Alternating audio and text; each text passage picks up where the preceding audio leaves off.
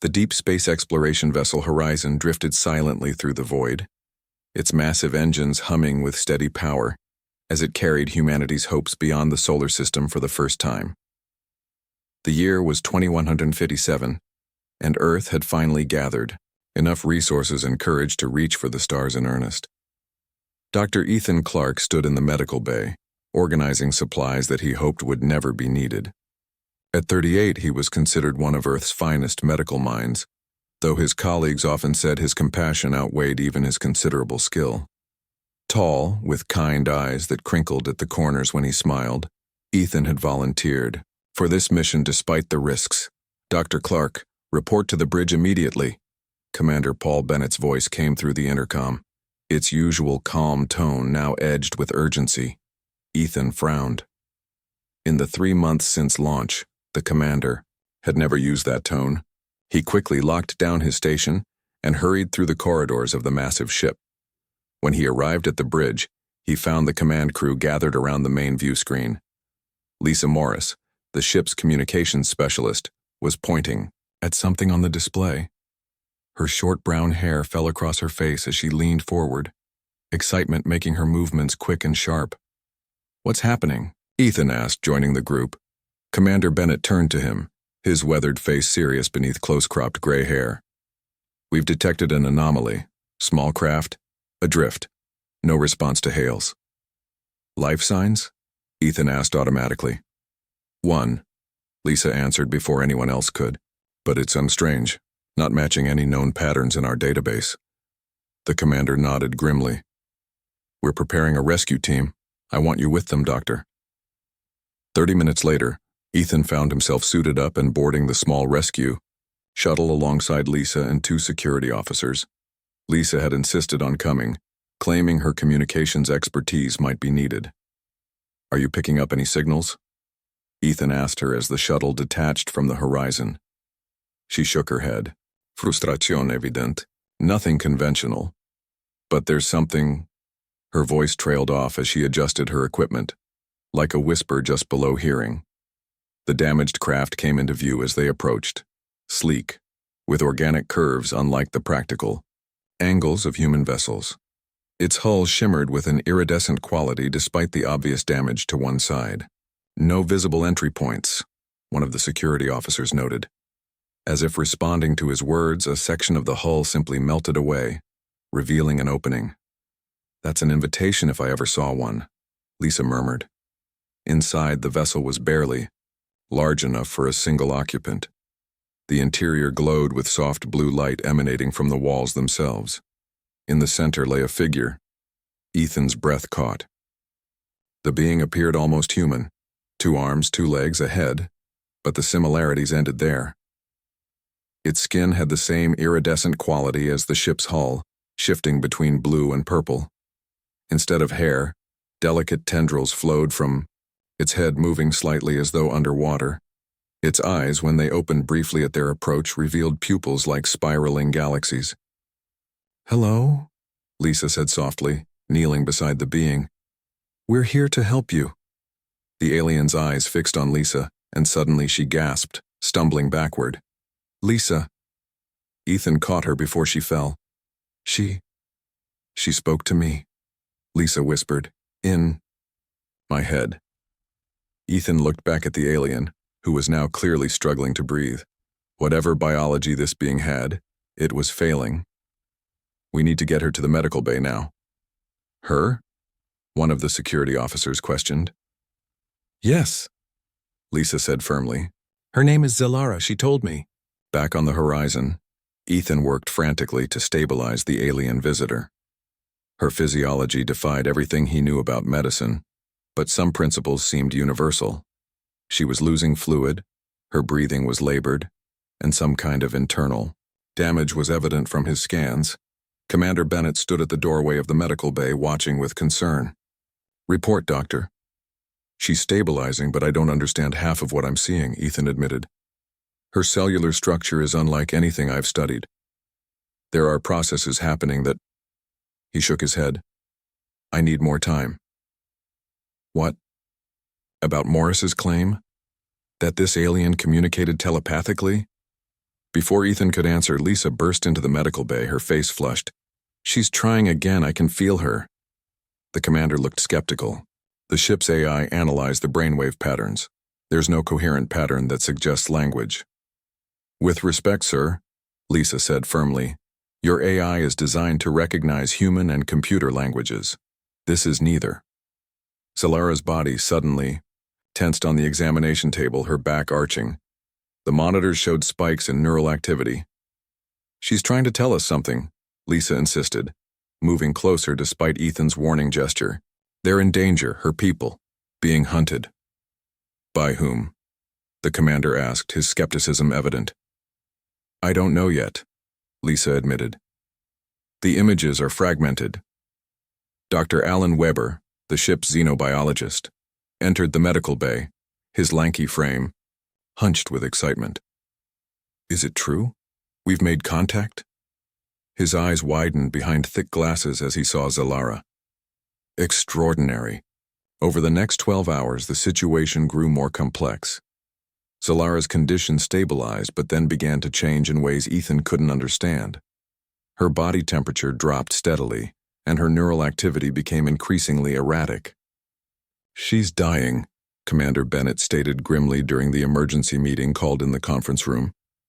"No," Lisa insisted. "She's trying to tell me they do this. It's some kind of hibernation, a defense mechanism."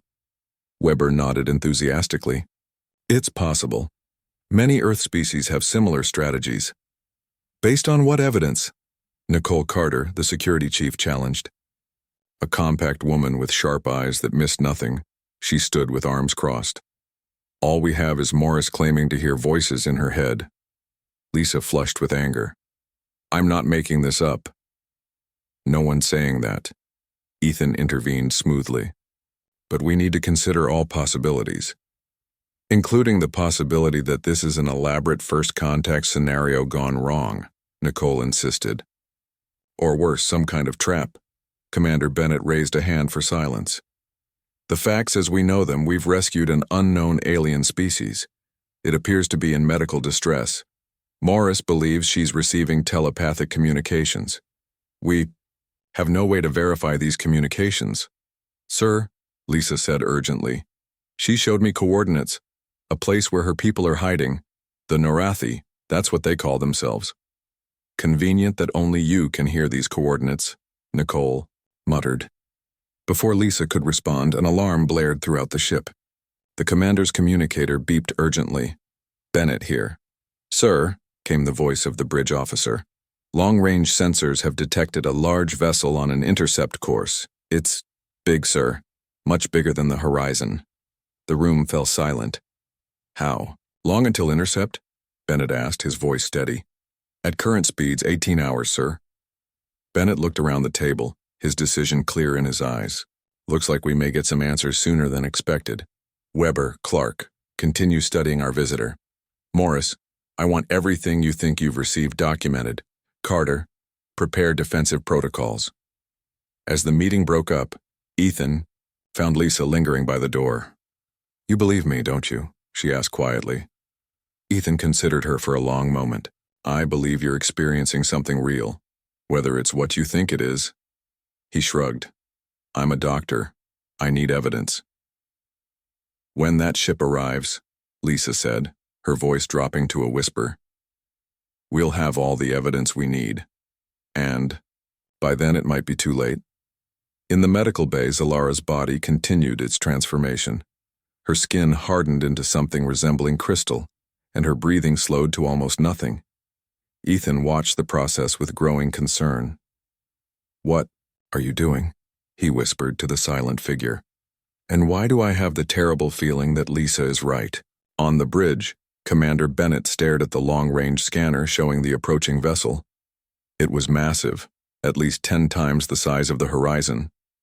Whoever was coming, they weren't taking any chances, and neither, he decided, would humanity. Ethan hadn't slept in 24 hours. The coffee in his hand had gone cold, but he drank it anyway, eyes fixed on the monitors displaying Zalara's vital signs. Her crystalline state had fully formed now, her body encased in what looked like translucent blue-purple ice. Only the faintest signs showed she was still alive. Any change? Lisa asked, entering the medical bay. Dark circles under her eyes showed she hadn't slept either. Ethan shook his head. Nothing significant, but she's stable, I think. Dr. Alan Weber bustled in, his arms full of equipment. The xenobiologist had been beside himself with excitement since Zalara's arrival. I've been analyzing samples of the crystalline formation, he announced, setting up a portable microscope. It's remarkable. The molecular structure rearranges itself constantly, yet maintains perfect stability. That doesn't sound possible, Ethan said. Exactly, Weber beamed as if Ethan had given the perfect answer. By our understanding of biology, it shouldn't be. Yet here it is. Lisa stepped closer to Zalara's bed.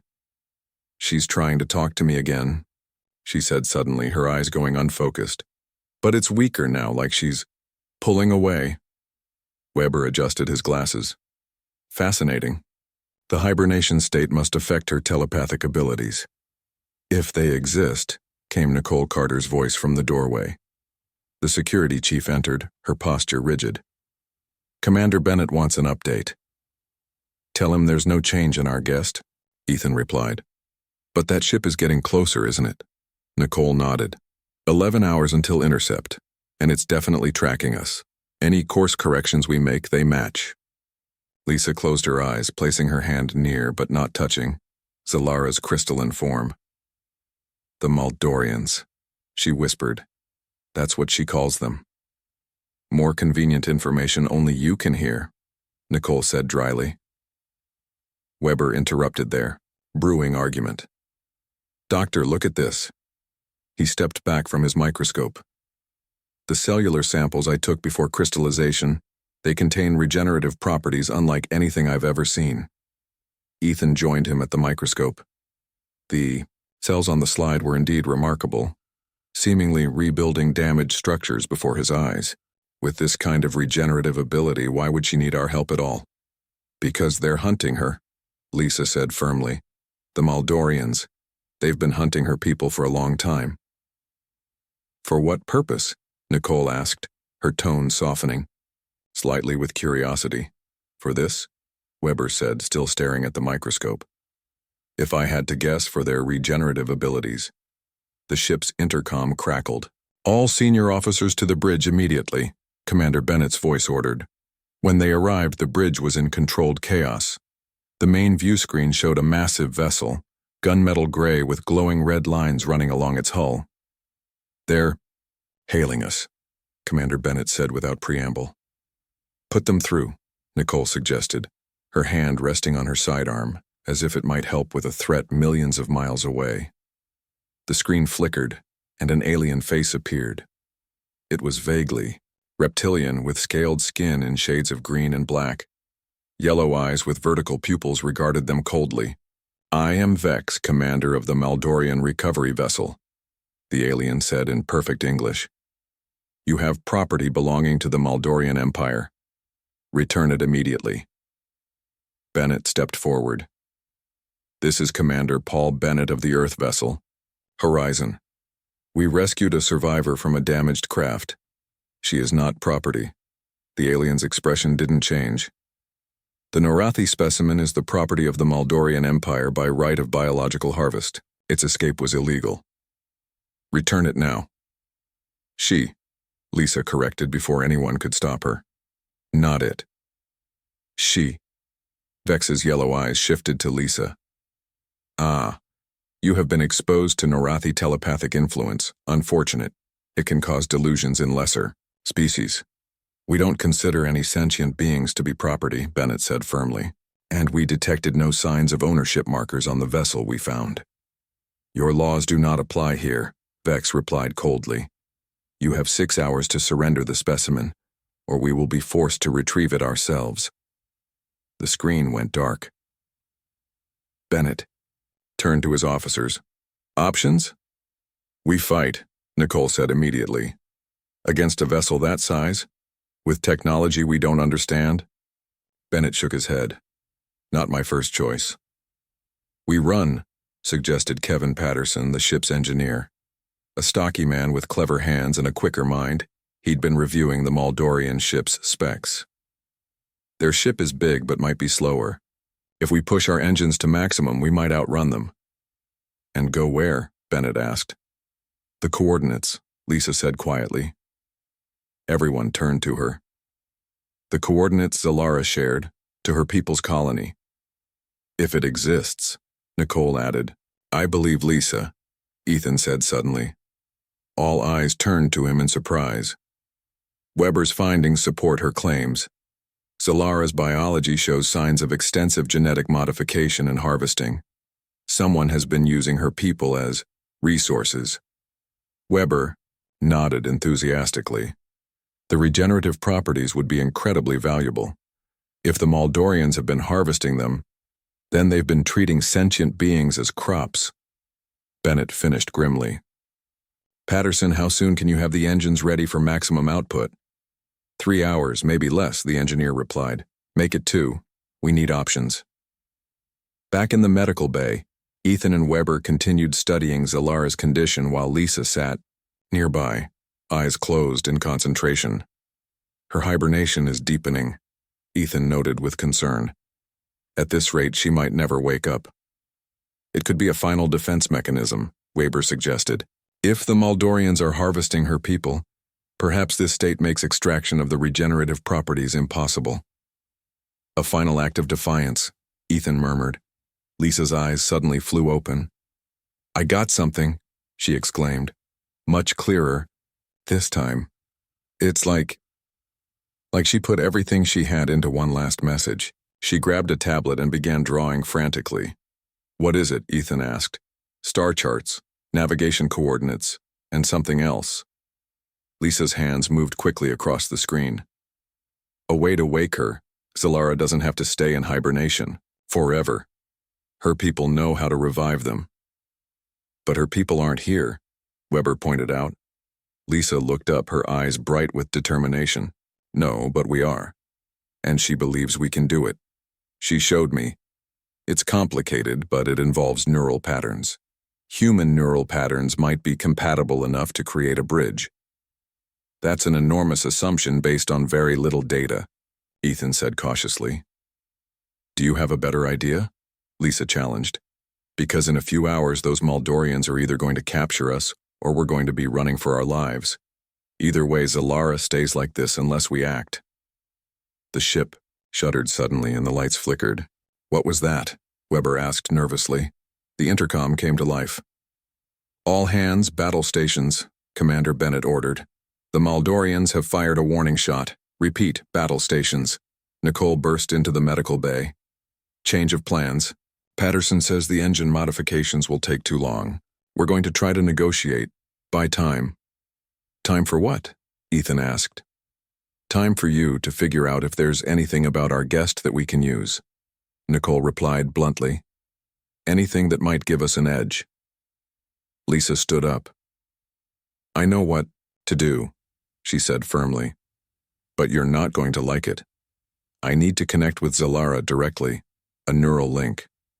Absolutely not, Ethan said immediately. We have no idea what that could do to your brain. It's our only chance, Lisa insisted. She's shown me how. It might wake her and it might give us the information we need to escape. Another blast rocked the ship, stronger this time. We're out of options, Nicole said grimly.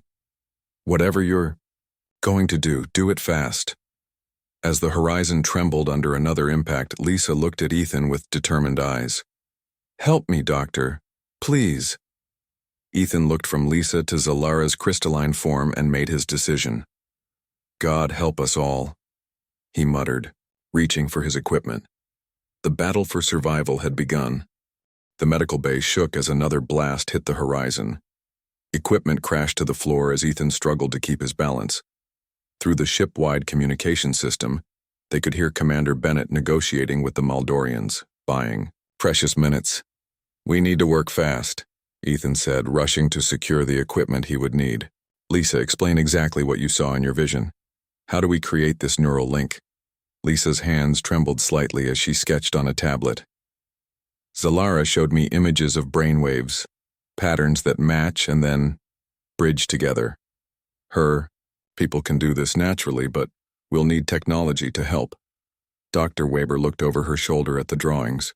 This is similar to our neural mapping equipment, but much more direct. We'd need to modify. Already on it, came a voice from the doorway. Kevin Patterson entered, carrying a case of tools and electronic components. Commander Bennett told me what you're trying to do. I've got some ideas. The ship rocked again. This time, alarms blared throughout the vessel.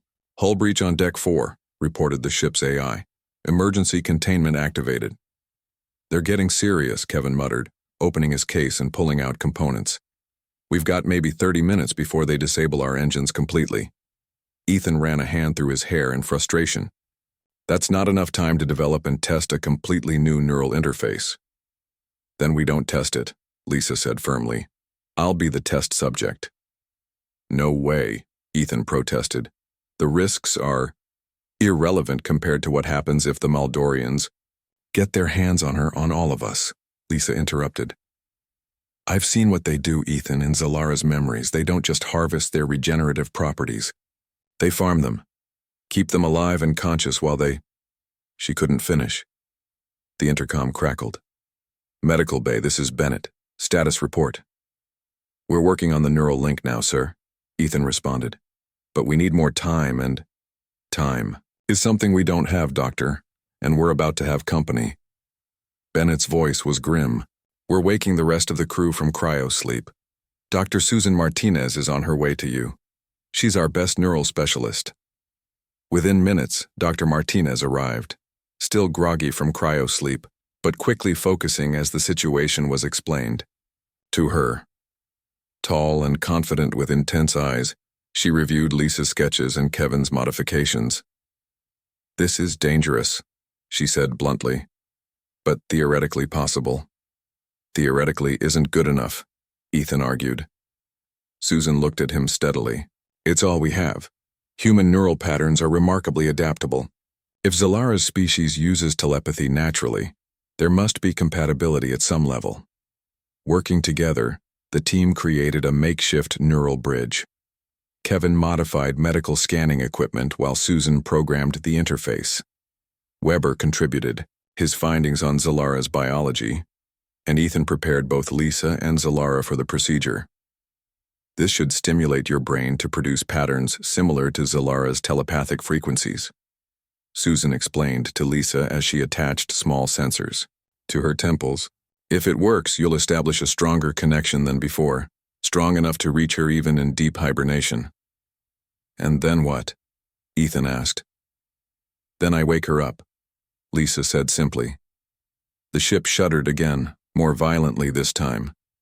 The lights failed momentarily before emergency power kicked in. Main engines offline, the ship's AI announced. Switching to auxiliary power. The intercom activated. Medical team. Commander Bennett's voice was tight with tension. The Maldorians are preparing to board. We're trying evasive maneuvers on auxiliary power, but it's only a matter of time. Whatever you're going to do, do it now. Kevin finished the final connections. It's ready. As ready as it's going to be anyway. Start it, Lisa said, lying back. On a bed positioned next to Zalara's crystalline form, Ethan checked her vital signs one last time. Lisa, this is incredibly risky. Your brain could... I know, she interrupted softly. But I trust you to bring me back if something goes wrong. She reached out and squeezed his hand. Besides, I've been inside her mind before. She won't hurt me. Susan initiated the sequence. The equipment hummed to life, and Lisa's body tensed as the first neural impulses triggered. On the monitors, her brain activity spiked dramatically. Heart rate increasing, Ethan reported, watching the displays carefully. Blood pressure rising, but still within safe limits. Lisa's eyes were closed, but rapid movement could be seen beneath her eyelids. Her breathing became quick and shallow. She's in, Susan whispered, watching the neural patterns on her screen. The connection is forming. Inside her mind, Lisa found herself floating in darkness. Then slowly, pinpoints of light appeared around her like stars coming to life. One by one they connected, forming a web of light. In the center of this web, a figure gradually took shape, Zalara, no longer crystalline but as Lisa had first seen her. You came, Zalara's voice echoed in Lisa's mind, even though they didn't believe you. We need your help, Lisa replied, in the strange mental space. The Maldorians are here, they're attacking our ship. I know. I can feel them. Zalara's form shimmered with anger. They have hunted my people to near extinction. Show me how to wake you, Lisa urged. Show me how to bring you back. Zalara moved closer in the mental realm. It is dangerous for you. Our minds are different. The connection could damage you permanently. It's a risk I'm willing to take. In the medical bay, alarms suddenly blared from the monitoring equipment. Lisa's body arched off the bed, her face contorted in pain. She's seizing, Ethan shouted, rushing to stabilize her. Brain activity off the charts, we need to shut it down. Wait, Susan urged, pointing to Zalara's monitors. Look, the crystalline structure is changing. The translucent shell encasing Zalara had begun to glow, hairline fractures appearing across its surface. At the same time, Lisa's vital signs became increasingly erratic. We're losing her, Ethan said desperately, administering medication to try to stabilize Lisa. Susan, shut it down now. If we stop, we might lose them both, Susan argued, her fingers flying over the controls. The process has gone too far. Weber pointed at Zalara's form. The crystal is dissolving, but it's happening too slowly. Her metabolic rate isn't increasing fast enough. Inside the mental connection, Lisa could feel herself being pulled in two directions. Part of her was still in her body, feeling the pain as her brain struggled with the alien connection. Another part was with Zalara, helping her fight back to consciousness. Take my strength, Lisa told Zalara in their shared mental space. Use it to break free. It will drain you, Zalara warned, perhaps fatally. Do it. In the medical bay, Lisa's body suddenly went rigid and the monitors flatlined. At the same instant, Zalara's crystal shell shattered completely, shards dissolving into mist. We've lost Lisa's heartbeat, Ethan shouted, immediately beginning resuscitation procedures. Get me the defibrillator! As Ethan fought to restart, Lisa's heart. Zalara's eyes opened for the first time since her rescue. She sat up, her movements fluid despite weeks of hibernation. She looked around, taking in the chaotic scene, then reached toward Lisa's motionless form. Stop her, Weber cried, not sure if the alien's intentions were harmful. But Zalara didn't touch Lisa. Instead, she held her hand inches above Lisa's chest and closed her eyes in concentration. A soft glow emanated from her palm, spreading over Lisa's body. The flatlined monitor suddenly beeped, then again, and again, settling into a weak but steady rhythm. She's back, Ethan whispered in disbelief. Heart rhythm stabilizing. Lisa's eyes fluttered open at the same moment that Captain Gregory Howard, who had been in cryosleep until the emergency, burst into the medical bay with armed security personnel. Status, he demanded, then stopped short at the sight of Zalara awake and active. Impossible, Weber breathed, staring at the monitors. Lisa's brain activity is completely normal. No damage at all.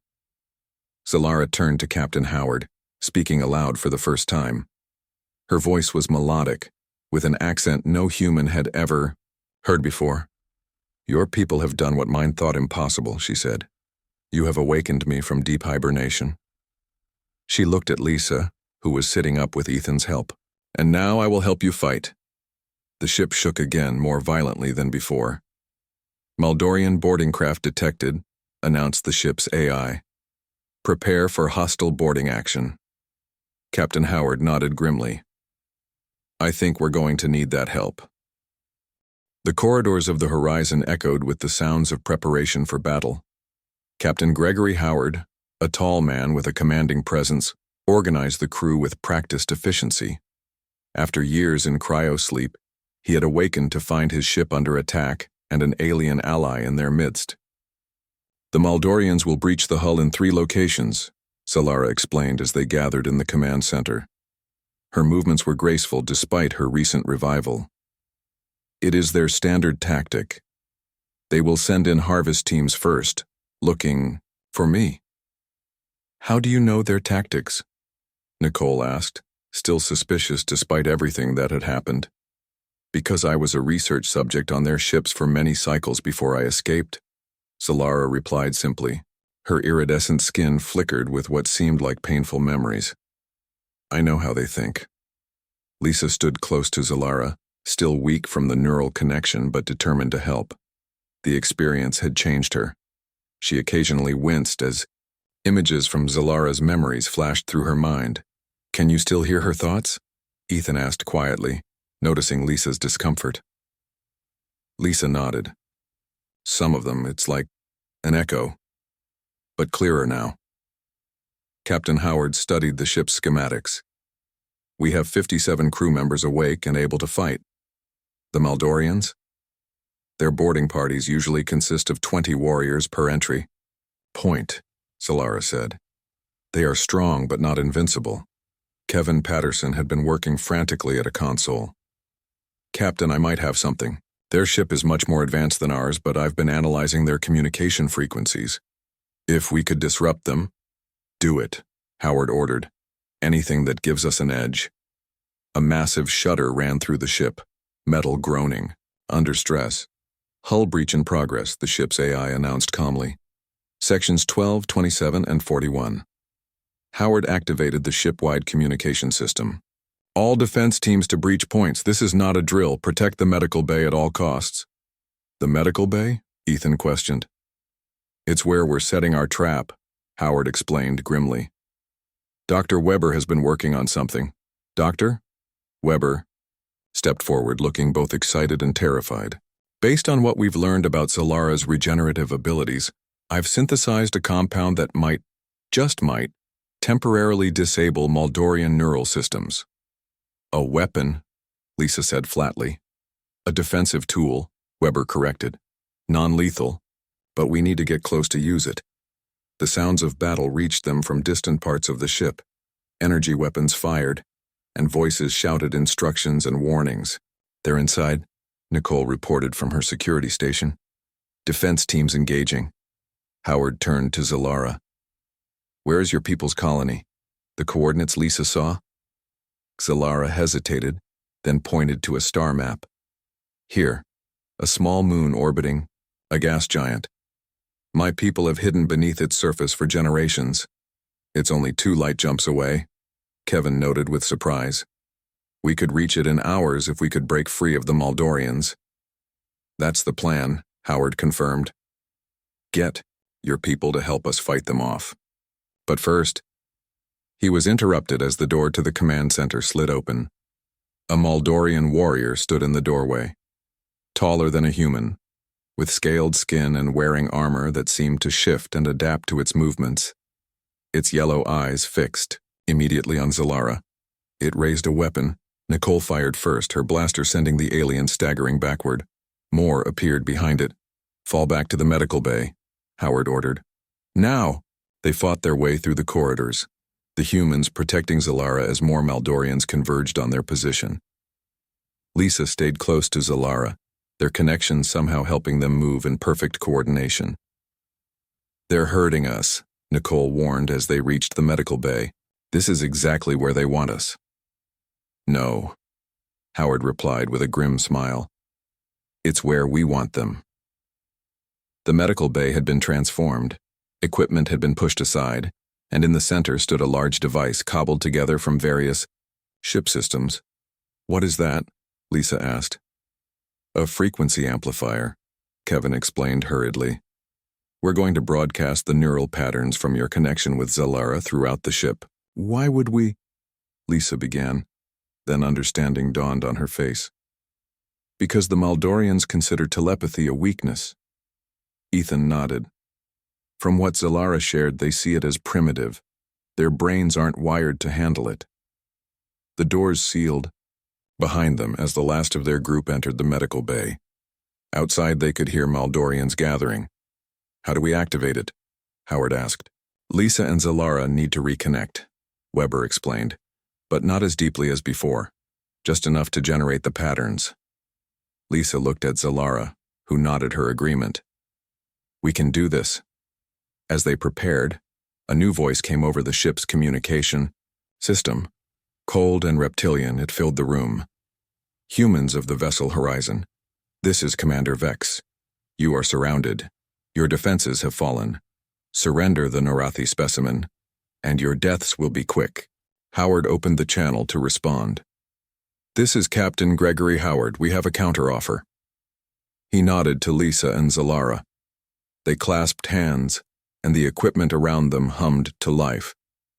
Lisa closed her eyes, focusing on the connection that still lingered between them. This time, instead of reaching into Zalara's mind, they broadcast outward. Transmitting now, Kevin confirmed. For a moment, nothing happened. Then they heard it. Screams of confusion and pain from the Maldorians. Outside, the sound spread throughout the ship. It's working, Weber exclaimed. Their neural systems can't process the telepathic frequencies. Howard opened the door. The corridor was filled with Maldorians, but they were disoriented, some clutching their heads, others stumbling blindly. Now, Howard ordered. The remaining crew members moved swiftly, disarming the confused aliens and securing them with restraints. We need to reach the bridge, Howard said. Take back control of the ship. With the Maldorians disabled, they fought their way to the bridge. Commander Bennett was there, injured but alive, held at gunpoint by a Maldorian officer who seemed less affected than the others. Vex, Zalara identified him, her voice cold. The Maldorian commander turned. The specimen speaks now? How interesting. Despite the telepathic broadcast, Vex remained composed, though his movements were strained. Your trick won't work on me. Our leadership is modified to resist primitive mental influences. Maybe, Lisa said, stepping forward. But can you resist both of us? Before Vex could respond, Lisa and Zalara joined hands again. This time, their focus was direct and targeted. Vex staggered, his weapon dropping from suddenly nerveless fingers. Impossible, he gasped, falling to his knees. Within hours, the Horizon had secured all Maldorian invaders. Kevin had managed to disable their ships' weapon systems, giving the humans control of the situation. Set course for the coordinates Zalara provided, Howard ordered once they were certain the danger had passed. As the Horizon broke away from the massive Maldorian vessel and prepared for a light jump, Ethan found Lisa and Zalara in the observation deck watching the stars. How are you feeling? He asked Lisa. Different, she admitted. The connection changed me. I see things differently now. Zalara turned to them. What your people did, it should not have been possible. My kind believed the hibernation state could only be broken by our own healers. Humans are pretty good at doing the impossible, Ethan said with a small smile. Yes, Zalara agreed. I see that now. The ship shuddered slightly as it entered light jump. When they emerged, a gas giant loomed before them, a small, seemingly barren moon orbiting it. There, Zalara said softly. My home. As they approached the, moon, its surface seemed to ripple, revealing a hidden entrance large enough for the Horizon to pass through. Inside was a vast underground city, glowing with the same iridescent light as Zalara's skin. Your people are still alive, Lisa whispered, tears in her eyes as she sensed Zalara's emotions. Thanks to you, Zalara replied. When the Maldorians found us generations ago, we thought our end had come. We went into hiding, into hibernation, hoping to outlast them. We never imagined finding allies. On the bridge, Howard opened communication with the Norathi colony. An elder with flowing tendrils appeared on screen. Zalara? You returned to us? The elder asked in disbelief. Yes, Elder Thela. And I bring friends. Humans who did what we thought impossible. They revived me from deep hibernation. And together, we fought the Maldorians and won. Elder Thela studied the humans carefully. Then perhaps the impossible is only that which we have not yet attempted. The elder bowed slightly. Humans of Earth, welcome to our home. It seems we have much to learn from each other. As the Horizon docked within the hidden city, Ethan stood beside Lisa, watching the reunion unfold. Zalara was surrounded by her people, yet she kept turning back to look at the humans who had saved her. They thought she lied, Ethan said quietly. About everything. Lisa nodded, watching as Zalara explained to her people how a human had revived her. Sometimes the truth sounds impossible until someone proves it isn't. Together they stepped forward to meet a new ally and begin an unexpected chapter in human history.